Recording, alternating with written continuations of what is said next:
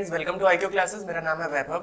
आज इस वीडियो में हम tangents and normal to a curves पढ़ने वाले हैं, जो कि एप्लीकेशन ऑफ डेरिवेटिव का ही सेकंड टॉपिक है। तो चलिए इसको डिटेल में डिस्कस करते हैं और वीडियो को स्टार्ट करते हैं। तो क्योंकि ये topic tangents and normal curve से रिलेटेड है, इसलिए हमने सबसे पहले यहाँ पे एक्स और वाई एक्सिस के बीच में एक कर्व ड्रॉ कर लिया है, यानी इन दोनों के बीच में एक कर्व फंसा हुआ है। अब क्या करेंगे, किसी एक पॉइंट से अगर हम यहाँ पे एक लाइन ड्रॉ कर दें, कर्व के किसी एक पॉइंट को टच करते हुए जो ये लाइन जा रही, इसी को हम लोग टेंजेंट कहते हैं। Let the point be P x1, y1। अब ये जो ग्रीन कलर की लाइन देख रहे हैं, इसी को हम टेंजेंट कहते हैं। तो ये बात हो गई टेंजेंट की। अब नॉर्मल देख लेते हैं क्या होता है। नॉर्मल, क्योंकि नाम से ही समझ में आ रहा है नॉर्मल होगा, तो वो परपेंडिकुलर होता है हमारे टेंजेंट के और इस पॉइंट को कट करते हुए निकलता है। तो कैसे ये बनेगा, ये जो हमारा पॉइंट है पी x1, y1, इसको टच करते हुए या इसको क्रॉस करते हुए और टेंजेंट के परपेंडिकुलर ये जो लाइन जा रही है, इसी को हम लोग नॉर्मल कहते हैं। यानी ये जो ब्लैक कलर की लाइन है ये नॉर्मल हो गई, ग्रीन कलर वाली लाइन टेंजेंट। तो ये हमने बात कर ली टेंजेंट क्या होता है, नॉर्मल क्या होता है कर्व का। अब अगर हमें इसी की इक्वेशन बनानी हो टेंजेंट की और नॉर्मल की, तब क्या होगा। अब भले ये टेंजेंट और नॉर्मल नाम से अलग अलग हैं, पर है तो ये लाइन ही। अगर सिद्धार्थ का नाम हम सेट कर देंगे तो उसकी आइडेंटिटी तो नहीं बदल जाएगी, उसका फेस तो वही रहेगा। इसी तरह भले ये टेंजेंट हो या नॉर्मल हो, पर है ये लाइन, क्योंकि एक्स और वाई एक्सिस के बीच में। और इसकी इक्वेशन क्या होती है, इक्वेशन ऑफ स्ट्रेट लाइन हमने ऑलरेडी पढ़ा है। y minus y1 is equal to m times x minus x1, where m is the slope of line. तो जाहिर सी बात है, अगर टेंजेंट की बात करेंगे और नॉर्मल की बात करेंगे, वहां पे भी हमें स्लोप डिफाइन करना पड़ेगा। वैसे स्लोप का मतलब क्या होता है, ऑलरेडी आपने slope of line, slope of tangent, ये सब स्लोप ऑफ नॉर्मल क्लास 11 में पढ़ा है। पर स्लोप का मतलब क्या होता है, अगर आपने ध्यान दिया हो बचपन में, स्लाइडिंग झूला तो सभी ने झूला होगा, कुछ इस तरह से होता है।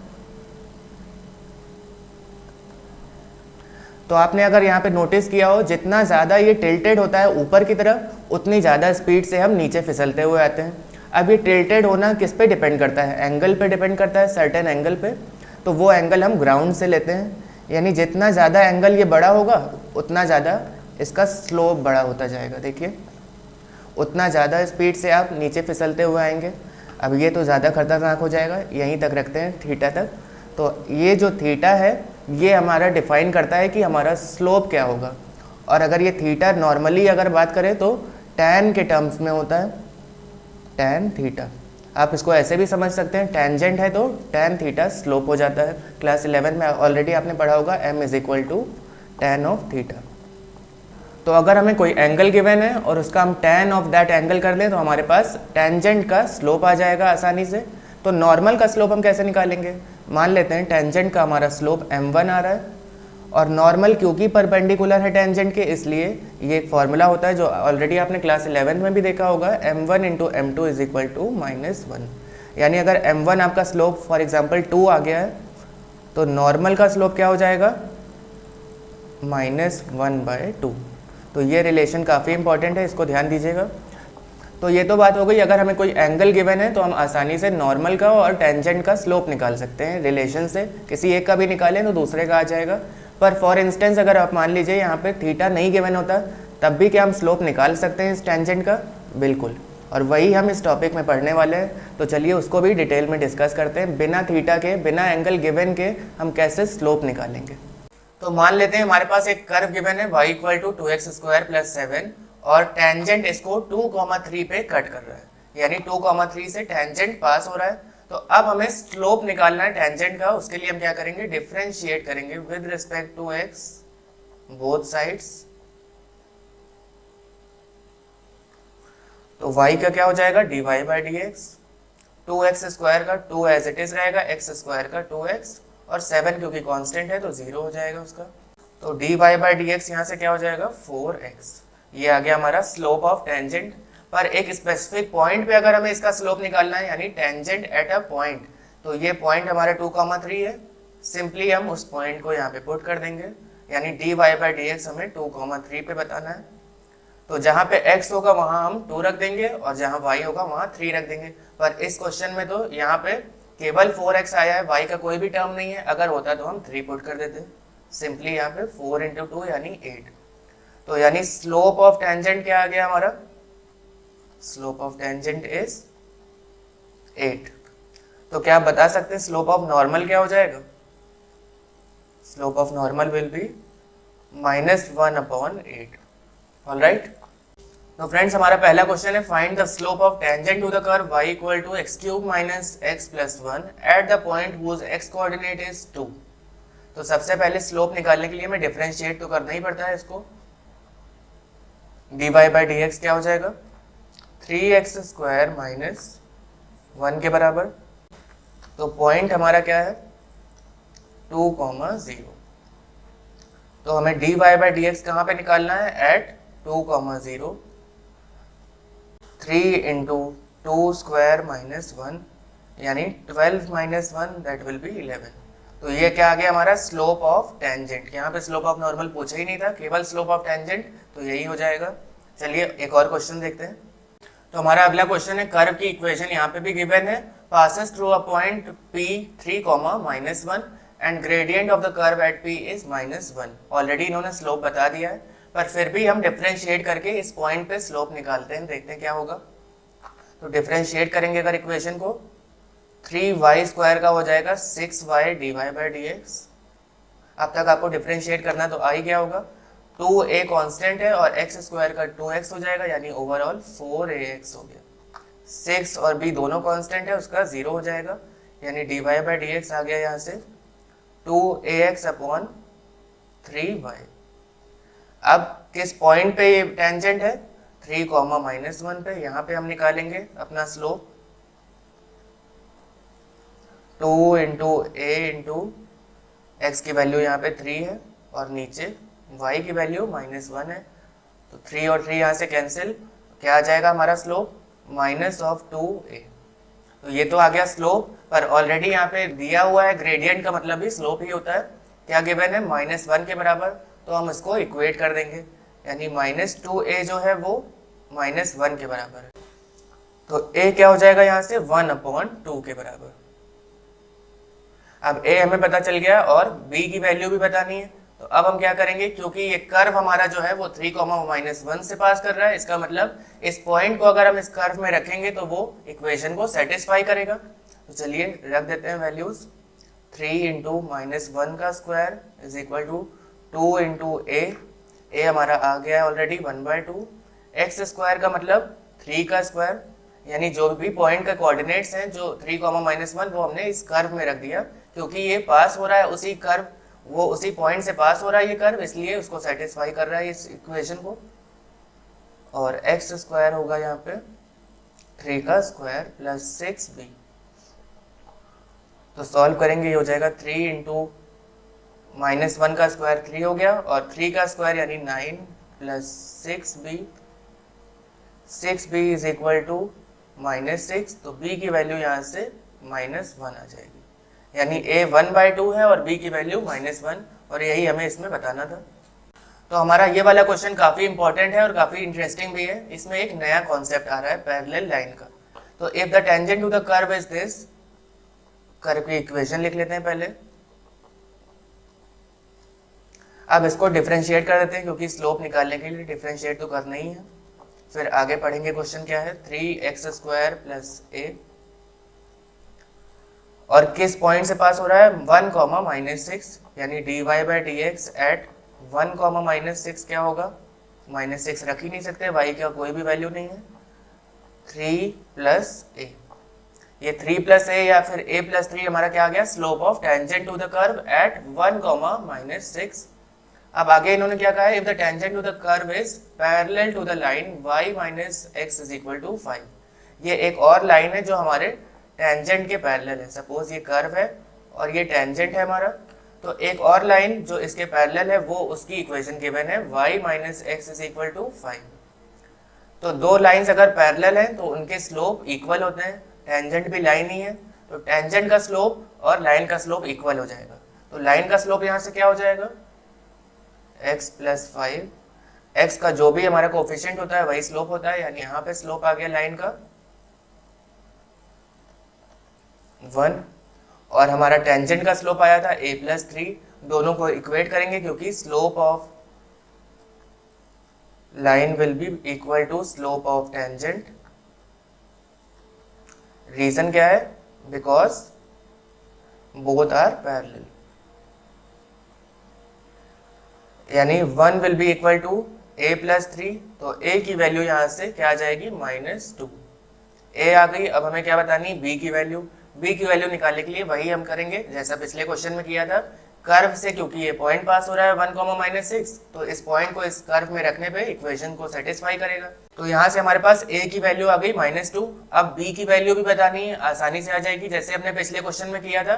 क्योंकि ये कर्व पास हो रहा है हमारा पॉइंट 1, -6 थे, तो इस पॉइंट को अगर हम कर्व में रखेंगे तो इक्वेशन सेटिस्फाई होगी। और दूसरी बात, a की वैल्यू हमारे पास ऑलरेडी आ चुकी है, तो b भी यहाँ से आसानी से आ जाएगा। तो कमेंट करके बताइए कि b की वैल्यू क्या होगी। तो हमारा अगला क्वेश्चन है, at what point on the curve x² + y² - 2x - 4y + 1 = 0 the tangents are parallel to x axis. Suppose ये कोई हमारा कर्व है और टेंजेंट इन्होंने कह दिया x एक्सिस के पैरेलल है। तो आप जरा यहाँ पे देख के बताइए स्लोप क्या हो जाएगा इस टेंजेंट का? 0 के बराबर, क्योंकि इसमें कोई स्लोप है ही नहीं, कोई फिसलाहट है नहीं। तो x एक्सिस के अगर पैरेलल है टेंजेंट, तो ये भी हमारा एक नया कॉन्सेप्ट है, अगर x एक्सिस के पैरेलल है टेंजेंट तो उसका स्लोप 0 हो जाएगा। तो चलिए यहाँ से सबसे पहले डिफरेंशिएट तो करना ही पड़ता है कर्व को। डिफरेंशिएट करेंगे with respect to x, both sides. x² का 2x होगा, y² का 2y dy/dx -2 - 4 dy/dx = 0। dy/dx वाले टर्म एक साथ कर लेते हैं। और सबसे पहले आप देख रहे हैं यहाँ पे 2 सब जगह कॉमन है, तो इसको ऐसे भी लिखा जा सकता है 2 से डिवाइड करने के बाद।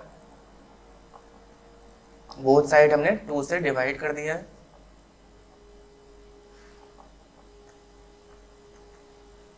अब y - 2 कॉमन आ गया, dy/dx = 1 - x।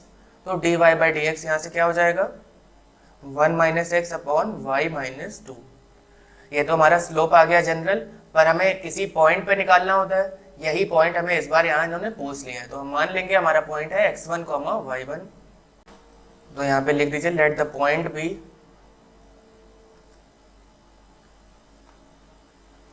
x1, y1। तो dy/dx क्या हो जाएगा इस पॉइंट पे? जहां पे x है वहां x1 और जहां y है वहां y1। ये हमारा स्लोप आ गया of the tangent at a point.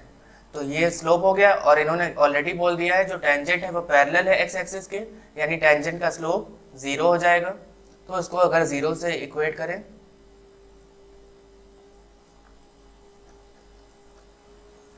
तो x1 यहां से हमारा आ जाएगा 1 - x1 0 के बराबर, तो x1 क्या हो जाएगा? 1 के बराबर। यानी हमें x कोऑर्डिनेट तो पता चल गया, y कोऑर्डिनेट बताने का वही तरीका है कर्व से, क्योंकि ये पॉइंट पास कर रहा है, यानी ये पॉइंट सेटिस्फाई करेगा कर्व को। तो जो भी इक्वेशन हमारी कर्व की है वहाँ पे x1 की वैल्यू लिख देंगे। यहीं पे करके देखते हैं। x1 जो है हमारा 1 के बराबर है। चलिए अच्छा इसको वहाँ पे कॉपी कर लेते हैं। 1 का स्क्वायर प्लस y1 का square minus 2 into 1 minus 4y1 plus 1 = 0। तो यहाँ से 1 और 1 2 हो गया और माइनस 2 कैंसिल हो जाएगा ये, यानी y1 square minus 4y1 = 0। y1 अगर हम कॉमन ले लें यहाँ से तो y1 माइनस 4 आ जाएगा, दैट इज y1 = 0 और 4। तो x कोऑर्डिनेट तो हमारा 1 आया था और y कोऑर्डिनेट 0 है और 4 है, यानी हमें 2 पॉइंट्स मिल रहे हैं। पॉइंट्स विल बी 1, 0, क्योंकि ये 1 तो सिंगल यहाँ पे x1 का एक ही वैल्यू है, एंड 1, 4।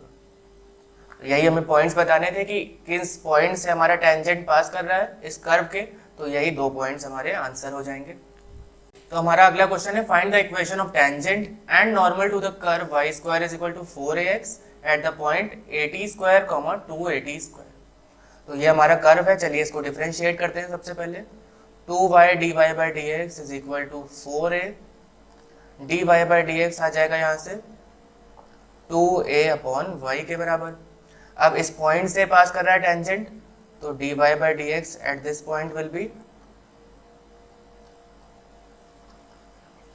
y की वैल्यू लिख सकते हैं, x यहाँ पे है नहीं, बचा नहीं है, 2a अपॉन 2at, यहाँ से 2a और 2a कैंसिल, यानी 1 अपॉन t क्या आ गया, स्लोप ऑफ टेंजेंट।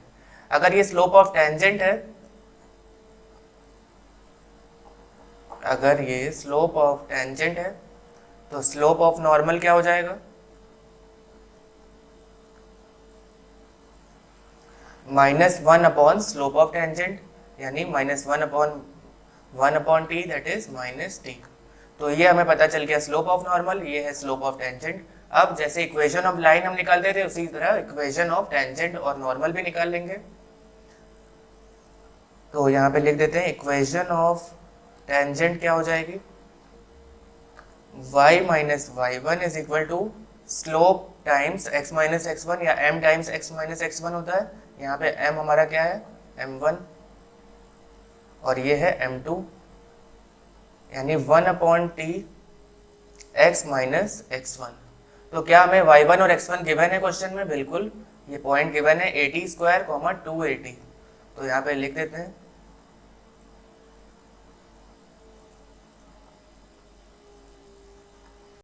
अब यहाँ से हम t को इधर भेज देंगे, तो y t minus 280 square is equal to x minus 80 square, और थोड़ा नॉर्मलाइज कर लें इसको, y x minus y t, ये माइनस 280 स्क्वायर दिस साइड आएगा अगर, तो 280 स्क्वायर माइनस 80 स्क्वायर यानी प्लस का 80 स्क्वायर हो जाएगा, इज इक्वल टू 0। ये हो गई इक्वेशन ऑफ टेंजेंट।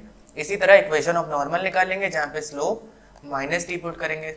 चलिए वो भी देख लेते हैं, y minus 280 is equal to minus t times x minus 80 square, y minus 280 is equal to minus x into टी प्लस का AT क्यूब। इसको थोड़ा और सिंप्लीफाई कर लेंगे, xt plus y minus 280 minus AT cube is equal to 0। ये हमारी क्या आ गई, equation of normal to the curve. Alright, तो अब हमारा यहाँ पे एक नया कॉन्सेप्ट आता है एंगल ऑफ इंटरसेक्शन का बिटवीन टू कर्व्स। दो कर्व हमें गिवन है, एक देखिए ब्लैक वाला कर्व है जिसका टेंजेंट है रेड कलर की लाइन, और एक रेड वाला कर्व है जिसका टेंजेंट हमने ड्रॉ किया है ब्लैक कलर से। अब इन दोनों टेंजेंट के बीच का जो एंगल है वो अगर थीटा है, तो यही हमें एंगल ऑफ इंटरसेक्शन बताना है अपने क्वेश्चन में। देखिए यहाँ पे x y is equal to 3, एक कर्व 1 है हमारा, और कर्व 2 की इक्वेशन है x y square is equal to 6। तो हमें यहाँ पे सबसे पहले तो पॉइंट ऑफ इंटरसेक्शन बताना पड़ेगा, और पॉइंट ऑफ इंटरसेक्शन बहुत आसानी से हम बता सकते हैं दोनों कर्व में हम अगर साइमल्टेनियसली सॉल्व करें। तो यहाँ पे देखिए एक्स वाई स्क्वायर का मतलब क्या है, x y into y is equal to 6, और एक्स वाई की वैल्यू ऑलरेडी 3 गिवन है, 3 into y is equal to 6। तो अब अगर हम यहाँ देखें y की वैल्यू आ रही है 2 के बराबर, और इस y की वैल्यू 2 को अगर हम किसी भी एक इक्वेशन में पुट करके x की वैल्यू निकालना चाहें तो ये हो जाएगी, अगर हमने यहाँ पे 2 पुट करा तो x विल बी 3/2, यानी पॉइंट ऑफ इंटरसेक्शन तो हमें पता चल गया क्या है, 3/2, 2। तो हमने यहाँ पे टेंजेंट्स किस पॉइंट पे मीट कर रहे हैं दोनों टेंजेंट वो निकाल लिया है, जो कि है 3/2, 2। लेकिन हमें क्या निकालना है, एंगल ऑफ इंटरसेक्शन। तो उसका फॉर्मूला होता है हमारा tan theta is equal to mod of m1 minus m2 upon 1 plus m1 m2, जहाँ पे m1 है वो स्लोप है पहले टेंजेंट का, और m2 है स्लोप दूसरे टेंजेंट का। यानी अगर हम इस कर्व को डिफरेंशिएट करके यहाँ से स्लोप ऑफ टेंजेंट निकाल लें, और सिमिलरली यहाँ से भी, तो हम आसानी से इसमें वैल्यूज पुट कर सकते हैं। तो चलिए अब हम यहाँ पे स्लोप्स निकालेंगे दोनों टेंजेंट्स के, दोनों कर्व के, और उसके लिए हमें दोनों कर्व को डिफरेंशिएट करना पड़ेगा। तो पहला कर्व है x y is equal to 3, differentiating with respect to x both sides. X को साइड में किया, प्रोडक्ट रूल लग रहा है, dy by D x plus y को साइड में करेंगे, एक्स का 1 होता है और ये कांस्टेंट है, यानी d y by D x यहाँ से क्या आ गया हमारा माइनस वाई अपॉन एक्स। अब किस पॉइंट पे, लेकिन कौन सा पॉइंट है 3/2, 2। तो यहां से अगर हम ये पॉइंट पुट करें 3/2, 2, क्योंकि ये ऐसा पॉइंट है जो दोनों टेंजेंट्स पे आ रहा है, तो हम यहाँ पे पुट कर देंगे माइनस ऑफ y की वैल्यू 2 है और x की 3/2, यानी -4/3 आ गया slope of tangent of curve 1। पहला कर्व है ये। इसी तरह दूसरे कर्व का भी हम स्लोप निकाल लेंगे टेंजेंट का। दूसरा कर्व है हमारा xy² = 6। अगर आप ये कर पा रहे हैं तो वीडियो पॉज करके कीजिए। x को साइड में किया, y का हो जाएगा, y² का हो जाएगा 2y dy/dx, और फिर y² को साइड में करेंगे, x का 1 = 0, यानी 2xy dy/dx प्लस y² = 0। तो यहाँ से dy/dx क्या हो जाएगा -y² अपॉन 2xy, एक y यहाँ से कैंसिल हो रहा है, यानी -y अपॉन 2x। अब यहाँ पे वैल्यूज पुट कर दीजिए, किस पॉइंट पे निकालना है हमें 3/2, 2, -2 अपॉन 2 इंटू 3/2, यहाँ से 2 और 2 कैंसिल, यानी -2/3 स्लोप आ गया हमारा दूसरे कर्व का, स्लोप ऑफ कर्व 2। अब हमें क्या निकालना है यहाँ पे एंगल ऑफ इंटरसेक्शन, यानी जो फॉर्मूला हमें गिवन है tan θ = mod of m1 - m2 upon 1 plus m1 m2। ये मॉड हम बेसिकली इसलिए लगाते हैं ताकि पॉजिटिव वैल्यू आए। तो दोनों स्लोप हमें पता चल गए, ये है -2/3 और ऊपर वाला था 4/3। चलिए वैल्यूज पुट करते हैं यहाँ पे।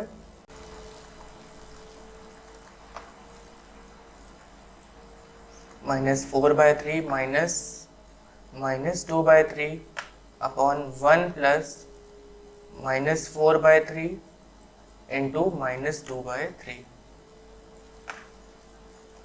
तो इसको सॉल्व कर लेते हैं यहाँ पे, -4/3 प्लस 2/3 अपॉन 1 प्लस 8/9 हो जाएगा ये। ऊपर हम देख रहे हैं यहाँ पे -2/3 आ रहा है और नीचे आ जाएगा 17/9। तो अब क्योंकि मॉड है तो माइनस वाला साइन हट जाएगा, इसको हम ऐसे भी लिख सकते हैं 2/3 अपॉन 17/9 है, रेसिप्रोकल करेंगे तो 9/17 हो जाएगा। अब थोड़ा इसको और सिंप्लीफाई कर लेते हैं, यानी 6/17 हमारा क्या आ गया angle of intersection of to curves.